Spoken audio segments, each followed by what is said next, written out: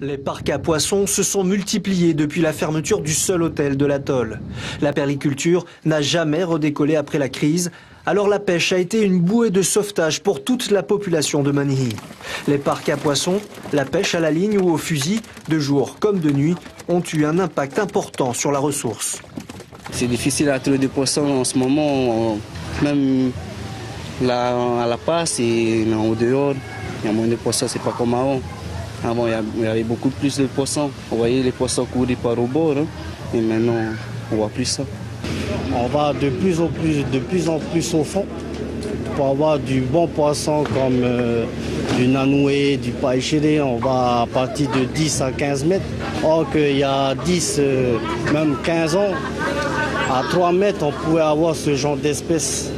Le poisson n'est pas en voie de disparition dans le lagon, mais la municipalité a décidé de prendre les devants avec des mesures drastiques. Toute pêche sera interdite dans la zone face au village pendant 5 ans. Nos enfants, qu'est-ce qu'ils mangeront? Si on ne met pas en place ces mesures, on n'aura plus de poissons.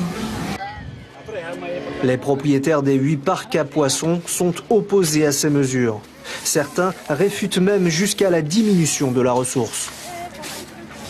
D'abord, avant d'affirmer que la ressource est en baisse et en diminution, il faut pouvoir le prouver. À mon avis, on n'a pas les états statistiques des exportations de poissons lagonaires à Manhi pour affirmer de telles choses. S'ils sont tous d'accord pour préserver le poisson, ils contestent des interdictions de pêche strictes. On pourrait par exemple, c'est ce que j'ai déjà proposé à certains pêcheurs, de pêcher par exemple le quito pendant la saison de pente, mais que 2 semaines. Et lorsque les quitos vont vers l'océan pour frayer, à ce moment-là, il faut tout arrêter. Une fois que le conseil municipal aura pris sa décision, il interdira de pêcher face à la passe sur 4 km² de jour comme de nuit. Interdiction également de posséder un parc. Seuls les pêcheurs à la ligne depuis le quai ou le récif seront autorisés. Des mesures qui semblent trop sévères pour certains, mais suffiront-elles à régénérer la ressource ?